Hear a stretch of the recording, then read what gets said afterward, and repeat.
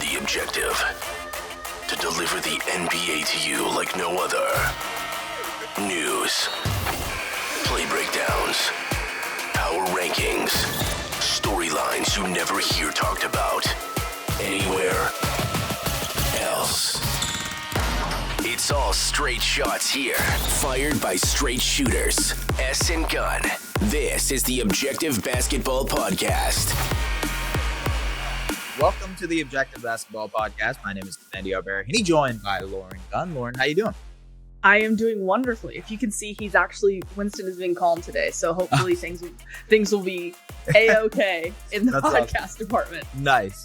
Listen, we enjoy Winston. I was about to say Vincent. Although maybe you should get a cat named Winston. Vincent. Goddamn. All right.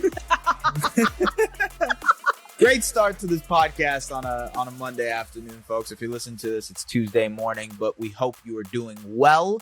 There's a lot of stuff to get through. A lot of stuff that we have to talk about in the NBA world. This is, again, like I've mentioned a couple times on this podcast, it is the Christmas time for the NBA universe because of trade deadline. You know, playoffs are slowly but surely coming. And then there's the All-Star weekend in a couple of weeks as well. So it really is a busy time in the NBA. I think this was a very hectic week. Mm-hmm. Not only because of rivalry week in the NBA, which is an awesome concept, by the way. I love it. Mm-hmm. I'm sad that they have just recently implemented it. This should have been a thing a very long time ago. Okay. Rivalry week is essentially matching up some of the most historic rivalries, some, kind of team rivalries. We had the Grizzlies and Warriors. We had the Knicks and Celtics with their historic rivalry. We're going to get into a couple of those games. The Knicks getting the overtime win in Boston. Brunson with the game-winning block. That was great. Mm-hmm. The Sixers and Nuggets. On Saturday, I think that's where we saw the best rivalry games. The Sixers and Nuggets with the battle of Nikola Jokic and Joel Embiid. Embiid just looked absolutely unstoppable. He had 47, 18, 5, 2, and 1. He was just out of this world. Incredible. And I think the thing with the Sixers right now, and we're going to touch on them a little bit later, but when it comes to Embiid, he seems pretty pissed off about the All-Star starter spot, and maybe even for the lack of some MVP love. I know a lot of people have brought up Jokic. Durant has been in the conversation, Jason Tatum, but with the Sixers surging recently, it seems like he should be getting some love too. We'll talk about that a little bit later. And finally, this is the rivalry that, some people say it's the best rivalry in sports. So some would argue that, although I'm not as well versed in the baseball stuff. Maybe there are, Yankees, Red Sox. I don't know. I'm not sure. Okay. I'm not either. That is not my area. Yeah. But I would say it is probably the best rivalry in basketball. And that is the Los Angeles Lakers versus the Boston Celtics. On Saturday, that went to overtime, although to the chagrin of the Los Angeles Lakers, who probably thought they were going to be winning that game in the fourth quarter.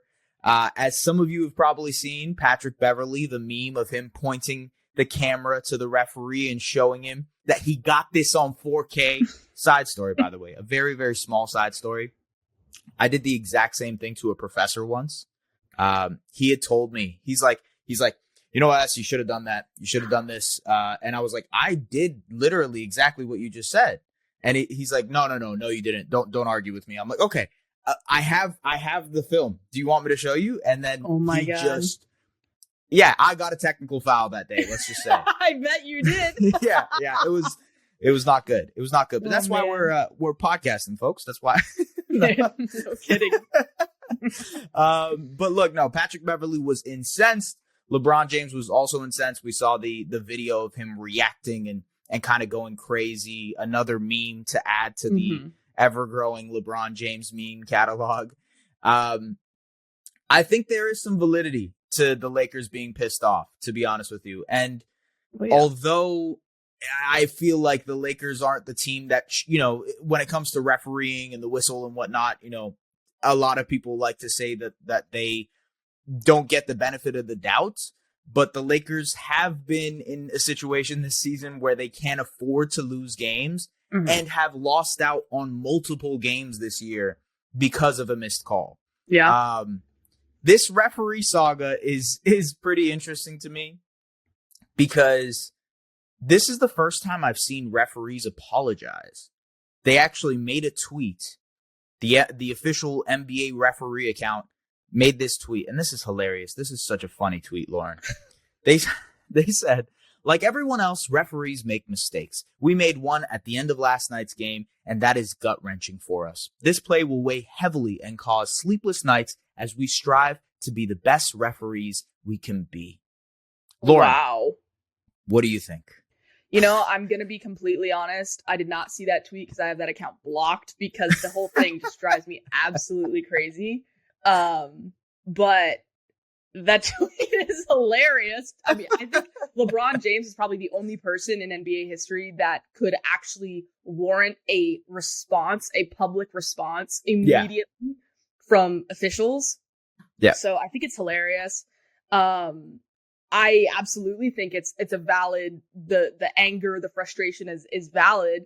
But I, along with, I'm sure many other fan bases, have very much been a part of the other side where the Lakers have benefited from not getting calls that have cost you the game. So on one hand, I'm like, well, what goes around comes around. But to me, the biggest issue of all is you can't be having this. If we're going to be taking the time to challenge calls and take the time to make sure we're getting it right, you absolutely can't have moments like this where it then dictates something, as especially when you're looking at the Western Conference standings and how tight things are. You can't have not even little, you can't have significant moments like this that could have and probably will have significant impact on the course of an NBA season for a franchise, especially one as big as the Lakers. That's actually crazy. Yeah. And even if you want to go down the technical route with Pat Bev getting the tech, if you're a player, I could have 100% see Luka doing the exact same thing, pulling out some camera and walking over to a ref and being like, "Are you blind?" And if you're a player that, typically gets a lot of technicals and could be looking at that potential I believe it's 16. Once you hit 16, you're suspended for a game. If if LeBron were right there, or Luka or a big name player had gotten something off of being right like that, and that was the technical that then led to the suspension, like there are just a million things wrong with this whole situation. And the officiating, the potentially fining the refs, to be quite honest with you, I don't know what the answer is. Personally, I'm glad you said that because I have some solutions. I would love to hear the solutions, because to me, fines, I see it and I get it, but like, we're not talking about the same income that these players are having. Absolutely not. And I don't really think that that's the answer. So tell me your solutions. Okay, before I go into the solution, I think the biggest issue for me when it comes to the officiating, and by the way, to your point of, hey, they miss calls and the Lakers, they always get the favorable whistle. I think in the larger scale of things, it's pretty even. It goes back and forth. I agree. I completely agree. For the most part, some teams get bad whistles, some teams get good whistles, and then throughout the course of an 82-game season, it sort of evens out. Mm-hmm. Now you can nitpick and you can kind of poke things, kind of poke and pry at certain aspects of the game, whether it be the more subjective calls, like an offensive foul, or you know what I mean, like a shooting foul is also a little bit of a subjective call. So there is a level of subjectivity when it comes to officiating in basketball, where there really isn't that type of subjectivity in baseball, even though the umpire has so much control over what happens, which is 100% ridiculous also, because if you're watching it live on TV, again, not a big baseball guy, but just from my casual observations, if you're watching it on TV, they have the little box where the pitcher has to get it into, right? Has to throw it into that spot. And you can see it on TV. You can see when it is either a strike or it's a ball, I believe, right? Yeah, you can literally see it, okay? And the umpire still has the decision in his hands. That, I think, is a ridiculous aspect of baseball. If you can see it on TV, I'm sure the umpire can also be kind of overridden this situation. Yeah. The same thing sort of applies in basketball when the entire world is watching Jason Tatum slap LeBron James across the forehead. I think there has to be some kind of, hey, wait, whoa, 1 second here. Let's go and double check this because everybody is clearly seeing something that these 3 officials are not seeing. Yeah, and if I can chime in real quick here, one thing that drives me absolutely bonkers is when they pan it over to Steve Javi and Secaucus, and what does he do? Every single time he backs what was called on the floor. There's never any, there is no opportunity to override something because everybody apparently agrees and everything that happens on the floor is flawless. And that is something that drives me crazy because you can't address an issue until you take accountability that there has been a lot of errors that have been made. And the last 2-minute report, it's just like that to me, that's not enough. But anyway, it's a backward system. No, I think that was my next point. This last 2-minute report is the biggest issue I have with the way the officiating is structured, because the NBA decides after the fact if the referees have made a mistake. And obviously they did that here with this Lakers and Celtics game. They admitted that they were wrong. The last 2-minute report also reported that they were wrong. But that's not the only time this has happened, ladies and gentlemen. There's no data to search this up. I couldn't find any numbers of how many calls the referees made and how many they didn't. And to be honest with you, if I went and did that for every single last 2-minute report, this podcast would be delayed for a couple more hours at the very least.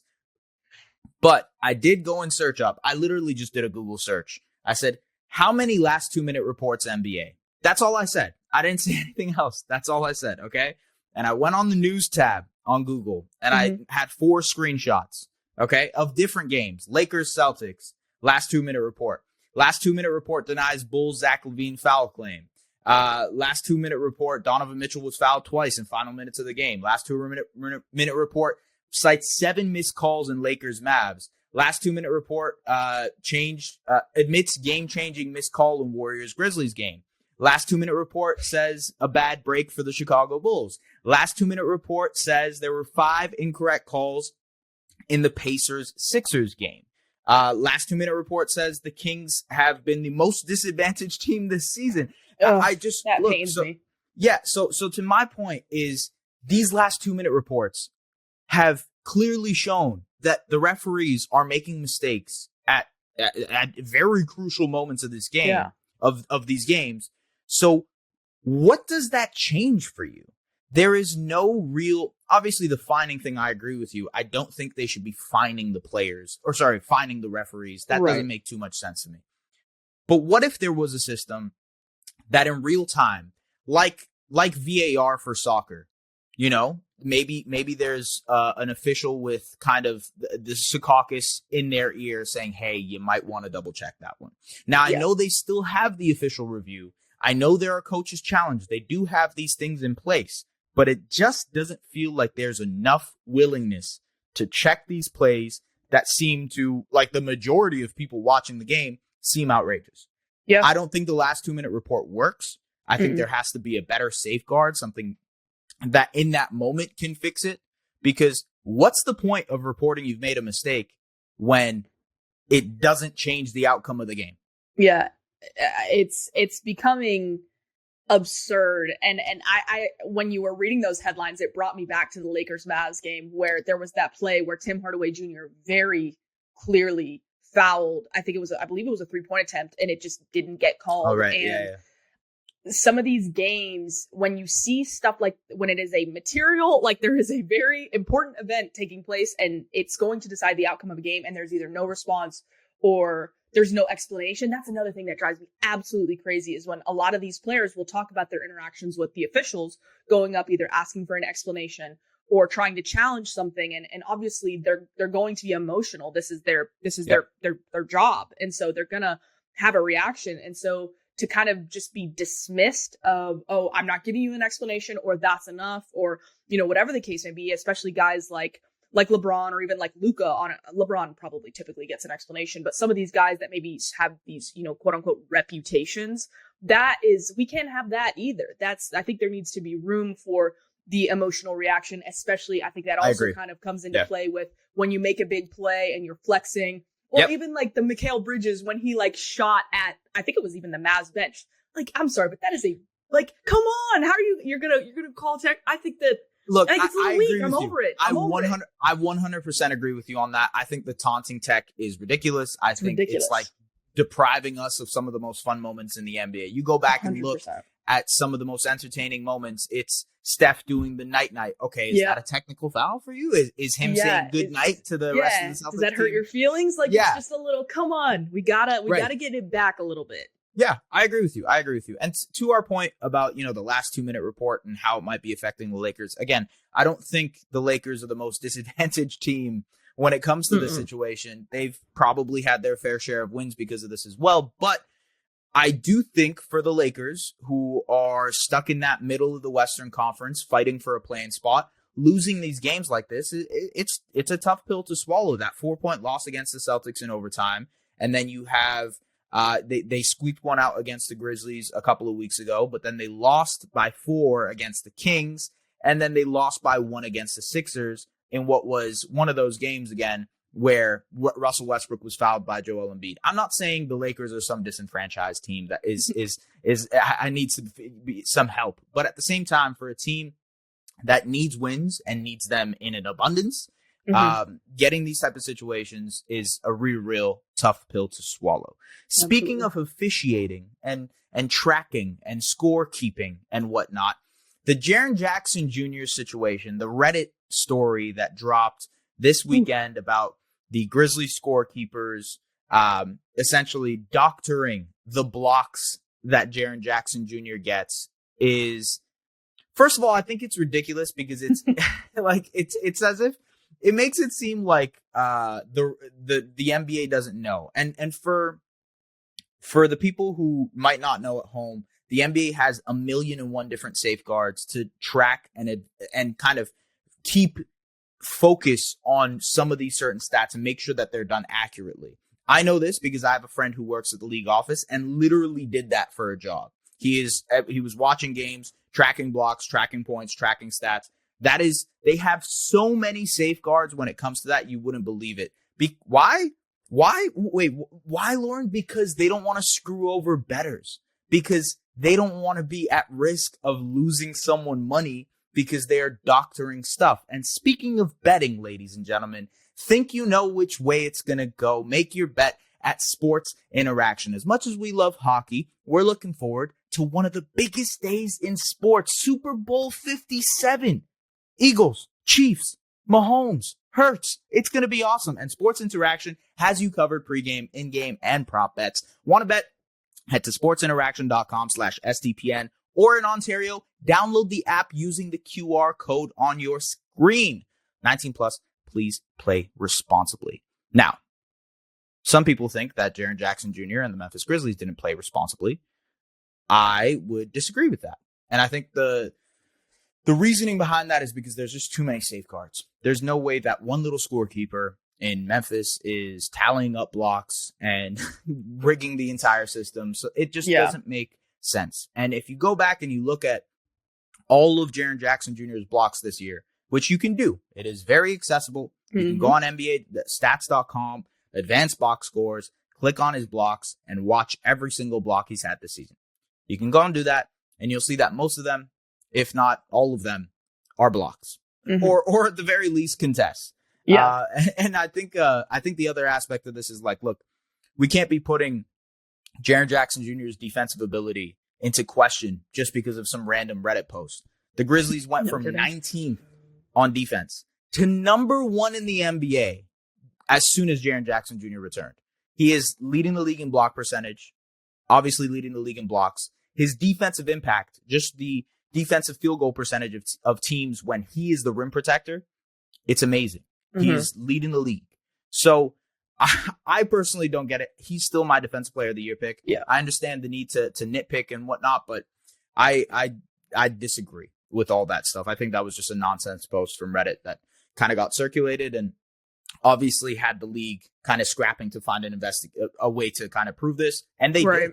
They did, right? Yeah. You know, it's interesting because I don't think I've ever really seen something like this question, like the validity that really gains enough traction like that. So I found that to be very interesting, but I never really had mistrust or concerns because when you think of just the betting alone, when you just, even if you're not aware of the safeguards, when you think of when you know how much money there is in sports betting and how much activity there has to be safeguards in place, and there has to be cross-referencing and reviewing to ensure that those are, especially when, I'm not going to get into my sports betting, but it comes down to, sometimes it comes down to one, like it's either you are one away. And so you can't have this kind of up in the air question of, oh, was that a block? Was that a block? Oh, well, we'll just go ahead and mark it. That's not, that doesn't really make a whole lot of sense. So I never really questioned the validity of it.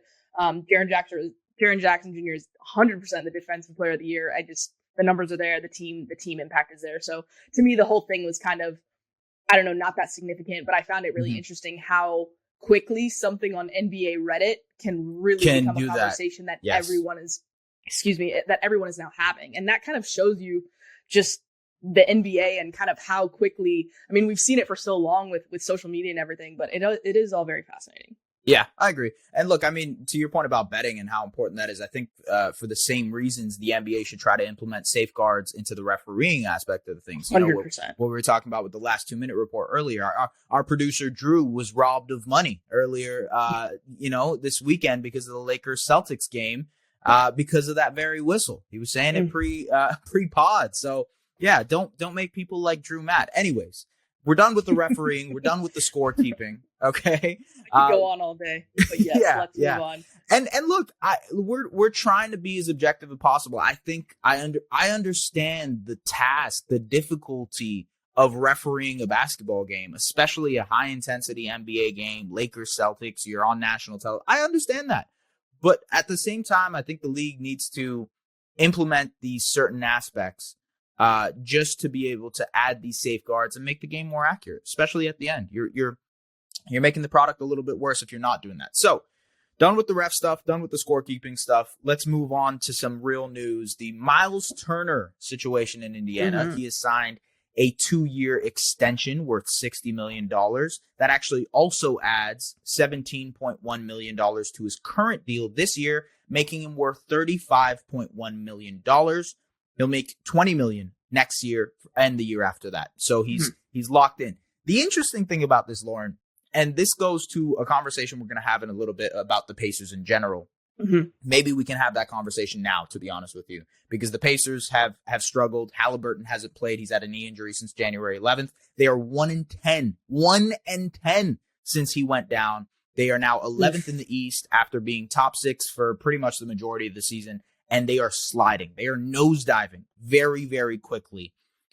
Myles Turner, I actually just saw this a little bit earlier, which is a very, very interesting aspect of things. Hold on, let me pull it up just to make sure. And I want to be clear on this. So from a analyst, Anil Gagna, on the NBA, he said the Pacers set up Turner's extension with only a 5% increase in year 2 instead of an 8% decrease. Sorry, a 5% decrease in year 2 instead of an 8% decrease to ensure he's still trade eligible and doesn't trigger a 6-month wait period. For what it's worth, the Lakers could still legally acquire both Turner and Hield at the deadline using Turner's contract. Mm-hmm.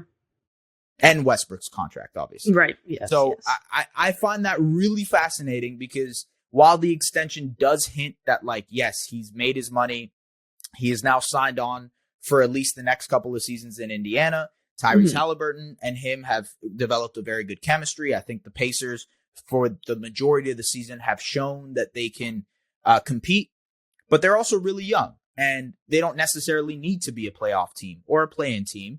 They can use this nosedive, sell off of Hield, maybe sell off of Turner, maybe move off of some of the other guys like TJ McConnell and Chris Duarte and whatnot, and move on and kind of try to get a lottery pick. Look, I've seen this before. The Oklahoma City Thunder have done it, where for the first half of the season they're great, they're looking good, they're frisky, they're in the playing spot, and then they start to nosedive, getting ready for a lottery pick in the summer. I could see the Pacers doing that as well. And if Turner is on the block still, I'm interested to see if that's something that happens in the next couple of weeks. Yeah, this whole situation is probably one of the most fascinating leading up to the deadline things I've ever seen. Because I've never seen a current season salary renegotiated that still allows you to be traded when you're one of the hottest names on the trademark. And not only that, but your current year salary is now $30 million. That's insane to me. And so the biggest thing that I take away from this is you don't do anything without intention. So having the 5% decrease as opposed to the 8% decrease to remain him being, or to keep him from being or allowed to be eligible for trade, that is something that I'm very much keeping my eye on, because on one hand, if you're just at surface level at first glance, okay, only a 2-year extension, he gets paid, he gets the money that he's wanted. It's a great deal for both sides. If, in the short term and in the long term, I tweeted that out. As a matter of fact, I think that is still the case. But when you're looking at the current trade market and standings, and you see how close things are and how some teams could really use someone like a Myles Turner, now you're not just negotiating, okay, Myles Turner has, it's going to be like a 6-month rental and then you're going to have to deal with that later. That's not the conversation anymore. Yep. So to me, this really makes things interesting with Myles Turner, because you've now upped his value by signing that pen. That's crazy to me. I'm still wrapping my head around it. So I think the Lakers scenario is still very interesting. I don't want to rule anything out, but I am very curious to see how I guess aggressive the Pacers are in terms of, okay, this is what the price is. If you want to try and go for Buddy Hield too, if you're the Lakers, or maybe even another team wants to try and get in there, I don't know. Right. But if you're going to try and trade for Myles Turner, this is his deal. You now have to meet it, because to me, Myles Turner, like looking beyond this season, the 20 million average annual, to me, he's worth more than that. That's a steal. I'm still, I don't understand that, but that seemed like it was always going to be the dollar amount for the extension, no matter how many years it ended up being. So if I'm a team out there, I'm looking at this and I'm saying, okay, yeah, this is absolutely something worth paying for. Golden State, I think, is a great example of somebody that the Pacers could potentially get a really solid return for. So like I said, at first glance, at the surface level, I absolutely think this is a good move for Indiana if both sides choose to move forward together. But this opens up plenty of opportunities for them. And I don't by any means think that this means that Myles Turner is going to be in a Pacers uniform, I guess, come February 10th. Right. Yeah, I think that's really interesting. And to your point, the aspect of them increasing his value by signing him to this extension, now you have a chance to have Myles Turner for 2.5 seasons. Yeah. And he can be a part of your core. He can be a building block. It's crazy. And also, to your point, at a pretty affordable deal. Yeah. $20 million. I mean, I think an interesting aspect of this is to look at what Jakob Poeltl is going to make this summer as an unrestricted free agent. Mm-hmm. I imagine Turner has sort of set the value for centers in his range, being a $20 million guy. So I think Jakob maybe makes from anywhere between $20 and $22 million. It'll be interesting to see. I'm not sure what happens. I do think, though, that the Indiana situation is a little bit more interesting now because of this extension. I think there's a possibility that he still gets moved. I think there's a possibility that Buddy Hield gets moved and Chris Duarte, TJ McConnell. They have some pieces if they want to go the other way, essentially. So that's a team that is slumping. Is there another team right now that is potentially slumping? Yeah, and what's crazy is, like, I struggle to even say this just because of how close the standings are in terms of game differential, but the New Orleans Pelicans are really, really slumping right now. They've lost 8 straight. Everyone knows that they're struggling with availability and injuries right now, but the thing that I kind of wanted to draw attention to is the inconsistencies with the starting lineups. I mean, I think New Orleans has one of the most deep teams in the league, but when you're constantly switching out, is Brandon Ingram available tonight? Is he not? Is CJ McCollum available? Is he not? I mean, and this is all while you're waiting for Zion Williamson to come back, and then you're left with a starting lineup of last night. It was Jose Alvarado, Herb Jones, Najee Marshall, Trey Murphy, and Jonas Valanciunas. That is really tough to kind of come in and expect this group that, yeah, they log minutes, and again, the depth chart is deep. They're all getting minutes, but to expect them to kind of come in and get the job done without your top 3, that's a lot to ask, especially against especially against Milwaukee. So the challenges that the Pelicans are faced with right now, you can pretty much throw a rock and hit one. And so I'd like to think that before too much longer, they'll get some of their guys back, especially Brendan Ingram.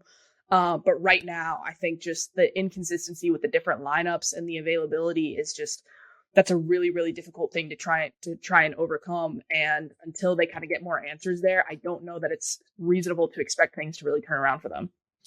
Yeah, I think the health and availability is the biggest factor here. 100%. Since Ingram has come back, he hasn't looked the best either.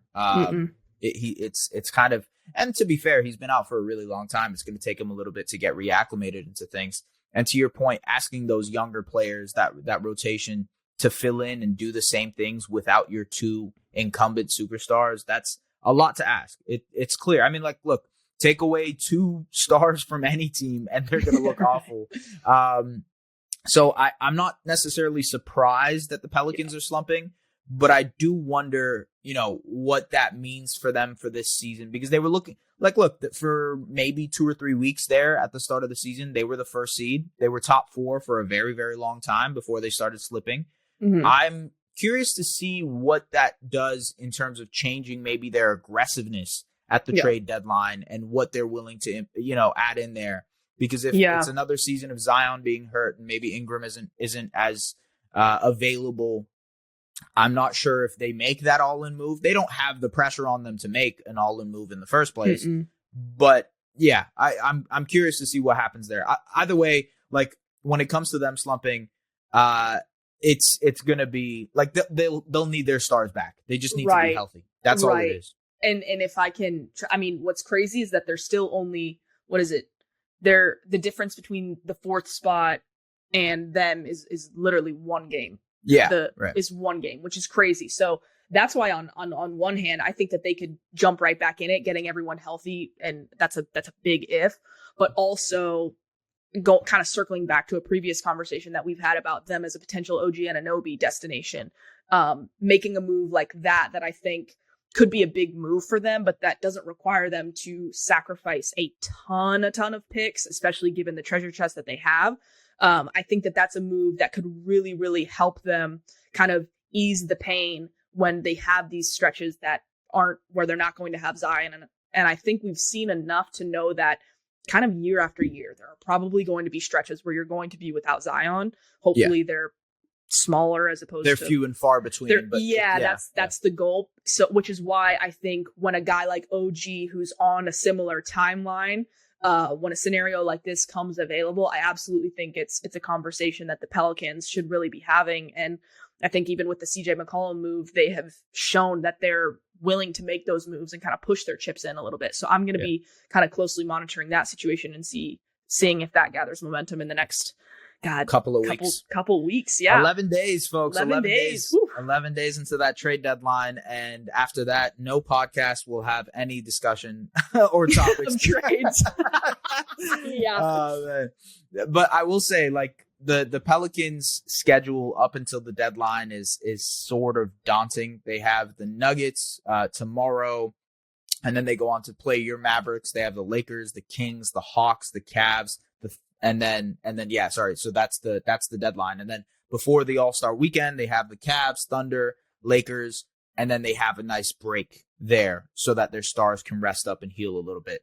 I feel like this is a team that is trying to just get their way to that All-Star break and hope that Zion can get healthy after the All-Star break, hope that BI comes healthy, and then they can really make a surge post All-Star break. So I don't know. It is going to be interesting to monitor. From slumping, though, to surging, to teams that are doing really, really well and look like juggernauts, I need to talk to you about the Philadelphia 76ers.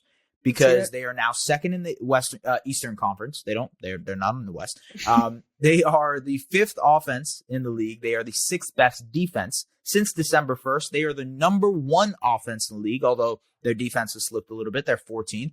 The DeAnthony Melton starting lineup of lineups that have played plus 200 minutes is the 6th best lineup in the NBA. Of lineups that have played over 100 minutes, because Maxey has been hurt, the Maxey starting lineup is the 9th best lineup in the NBA. I wrote about why Tyrese Maxey coming off the bench is going to be crucial for the Sixers going forward, just because, one, it forces Doc Rivers' hand a little bit more to be more flexible, more fluid with his lineup changes. He can throw in Melton, he can throw in Maxey, he can bench Tucker, and maybe even do the 3-guard lineups if he wants to. Now there is a level of fluidity there that the Sixers didn't have previous to Maxey coming off the bench. So I think, I'm not going to lie to you, so before the season, I had the Sixers as the NBA title champions. I predicted the Sixers as the NBA champions. I don't think I am as confident in that, but these last 2 months have made me a little bit more confident in my pick. Yeah. The first 2 months of the season, I was like, oh man, this looks like a horrible take.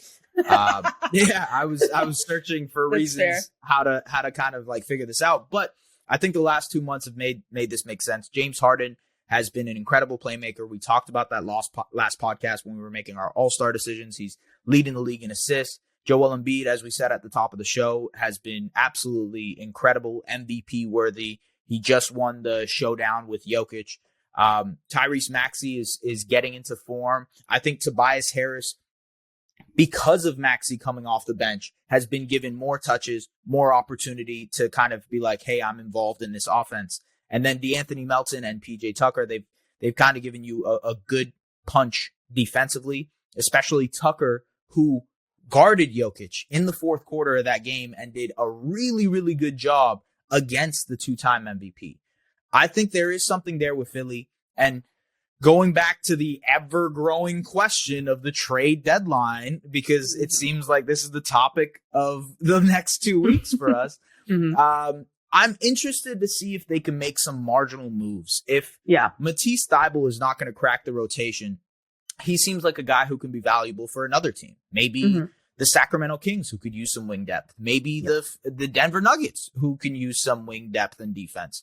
I'm curious to see how they can improve that team just around the margins. Maybe get another wing defender who isn't as bad of an offensive. Although, to be fair, PJ Tucker is actually, for somehow, despite not shooting, been an offensive plus for the Sixers. Don't ask me how. I got to look into that more. But I think it's interesting that they can maybe make some marginal moves here and there. Maybe a backup big for Embiid. I know Montrezl Harrell has been there, but maybe another guy that they can throw in there. So I'm not sure what the move is for Philly, but the fact that they are now second in the Eastern Conference, Embiid looks as good as ever. Harden looks as good as ever in that secondary role. Tyrese Maxey looks great. DeAnthony Melton has been perfect for them. Tobias Harris has looked good in his role. Everything is clicking for Philly. They have been the best team in the NBA for the last 2 months. And I'm really curious to see, one, how that changes how they approach the deadline. And two, if my prediction of NBA title champion people, whatever, is potentially true. Yeah, no, and I think it could be. I don't think it's at all really off base. I think I was probably in the same boat as you when the season first got off to a start. But yeah, I think personally the biggest piece of this to me is James Harden. I think there's an argument for Tyrese Maxey too, but the way James Harden has been able to slide into playing with Joel Embiid and playing at this level while allowing Joel Embiid to play at his level is huge for Philly to reach their ceiling. And this is exactly what Daryl Morey, Doc Rivers, everybody I think had in mind. And again, Tyrese Maxey, being available and him playing at the level that he does is a huge part of also what they put together. But I think right now, if you're a Philadelphia 76ers fan, you have a lot of confidence going into the second half of the season and kind of marching towards that home stretch before the playoffs. So I like what they're putting together. I'm really intrigued to see what they do at the deadline because I've had a couple of conversations with some people that cover the 76ers, and it seems like wing depth is kind of the big point of conversation for them. And so I think that they're interested. I think they're really interested in Eric Gordon. I've heard some Reggie Bullock stuff. I think it's clear that they're looking at this kind of 3-and-D. Who can we bring in that is going to log minutes and is going to help us kind of, like you said, round out the rotation, round out the roster so that come playoff time, we are ready to hit the ground running and really go as far as we intend to go. So I think Philly's in a great spot. Obviously health is the biggest question there. So assuming that everything goes their way, I don't see why they won't be a force to be reckoned with come playoff time. I think the one area of concern for me for Philly is guarding that big wing type. And I know Tucker did a good job on Jokic. I'm assuming that he will be the main guy guarding the Durants and Tatums and Giannis's, maybe not Giannis, but the Durants and Tatums of the world come playoff time. I feel like you need another guy. And, you know, some people would argue that Matisse Thybulle is that guy coming off the bench. I wouldn't. I don't think he has shown enough offensively, and I think his defense is a little bit overrated. But yeah, again, he can maybe contribute to another team and help them on that front. Whereas I think Denver probably, not Denver, but Philadelphia needs a little bit more. Yeah, it seems they've lost confidence in him a little bit. Yes, absolutely, especially Doc Rivers. I just wanted to mention something about the Harden and Embiid connection. Embiid as the role man this season is putting up 1.2 points per 100 possessions.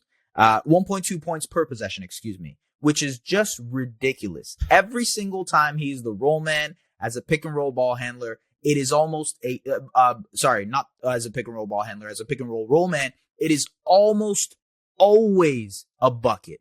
That is incredible. It's insane to think about. Wanted to see if you had another team that was potentially surging. Talk to me. I do. I've got the LA Clippers. They are marching their way up the standings. I think the biggest part of this, I think a lot of people that maybe aren't watching the Clippers as closely are sitting there thinking, okay, well, half the time their guys are available, half the time their guys aren't. But in the last 10, Kawhi is averaging 29, 7, and 4. And he has been a massive part of what they're putting together. Paul George missed a little bit of time, but in his last 5, he's at 24.5, 6.5, and 6. So having those two guys really contributing, that's what LA needs. The roster is, there's room for improvement, but the roster, for the most part, the two guys at the top, when you've got those guys available, they are going to win games. But you can't mention, I can't mention their success without talking about Norman Powell, who's also been really big for them. He's averaging 18.5, 3, and 2 in their last 10. And so there's been a lot of discussion about the Clippers and looking to improve kind of come trade deadline time, but they're really starting to gather momentum. And that, for the Warriors, for the Mavs, the Suns, these are teams that you had questions about the Clippers. And so now they're kind of letting you know who they are and where they are. And so the Clippers, while injuries are going to continue to be a conversation there and the load management and all that, you're starting to get an idea of what they look like as currently constructed. And that's very dangerous. They're 6th in the league in 3-point percentage. And a lot of their guys are still playing their roles very well. And there is clear opportunity for improvement. And it does look like that's kind of where their head is at going into the trade deadline. So the Clippers, not only are they surging right now, but I think you have reason to believe that they're going to continue to do so. Their schedule in February, to put it lightly, is figgity beep. To put it very, very lightly, I love the fact that you brought up the Kawhi thing first, because he has looked great. He has. He looks like he's back to his full form. He's put up 30 in like 6 of the last 10 games, whatever it is. But like, it has been phenomenal to watch. He's been as poised as ever. Just to give you the Clippers schedule, though, just so you can hear this, okay? In February, Bucks, Knicks, Nets, Mavericks, Bucks, Warriors, Suns, Kings, Nuggets, Timberwolves. That is a tough stretch, and it gets kind of difficult in March too at the start. So, I agree with you. I think they're surging at the right time. I think they are capitalized. I think Kawhi looks better, so that always makes them look better. And Paul George, we talked about it last week, but I think he's having an all-star worthy type season. I think if you compare how they look, obviously, with those two and how they look without those two, it is a drastically different team. Now, with the improvement side of things, since we always come back to this freaking trade deadline, I am curious to see if they maybe go and add another rim protector so that they can throw behind Ivica Zubac. A guy like Chris Boucher comes to mind as like a cheap option for them. I don't know how interested they are. Again, they have one pick in 2029 that they can move completely unprotected. They have some young guys in an Amir Coffey and a Terrence Mann that they can dangle in trades as well. I imagine, based on how Steve Ballmer operates, based on how the Clippers operate, they will be aggressive. They are a team that seems like they are destined to make some kind of move around the margins, because they don't really have the time to kind of be like, okay, we can try again next year. No, not really. you can, but your two stars who deal with injuries consistently will also be another year older. So, yeah. And again, we keep coming back to it, but the Western Conference is wide open. The way that this conference looks, there's a very good chance the Clippers could end up in the NBA Finals if they make a move to shore up their rotation. So, absolutely, I'm with you there. The Clippers surging is very interesting. The Sixers surging, also very interesting. I think as we head into this trade deadline, again, 11 days, we're going to continue to hear rumors. Today we heard a bunch of rumors. Shams Charania had a post about, how the Raptors are looking at certain options and how they're going to be assessing things in the next coming weeks. There's going to be a lot of teams that are going to be looking at themselves and seeing how they can upgrade. The whole sellers market and buyers market thing, it makes it a little bit different because you don't see teams as aggressive. And there really is no star player on the market that is going to want out or ask out unless there's something crazy that happens in the next couple of weeks and we see some kind of bombshell. It's going to be tough to see any like drastic moves. Mm-hmm. But again, it's going to be a very, very interesting trade deadline. Lauren, anything before we head out? No, I will say my last thing, I am remaining hopeful that the Myles Turner dream, I'm keeping it alive. I'm keeping it alive. I refuse to believe it's dead. Okay. I like it.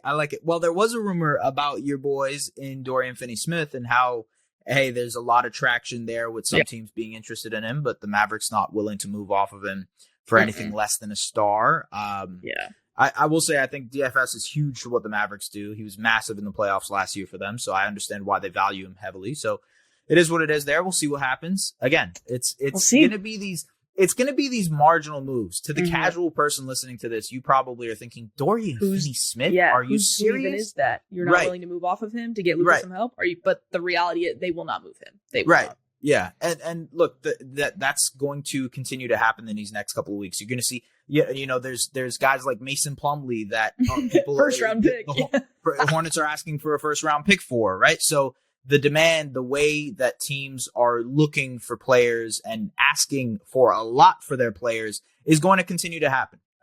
So we'll see what happens, ladies and gentlemen. Stay tuned to the Objective Basketball Podcast. We're going to break it all down here for you. Make sure to do the liking, the subscribing, the reviewing, say all that fun stuff for us on the platforms you guys listen to this. We appreciate you as always. Lauren, thank you so much for listening to my spiels.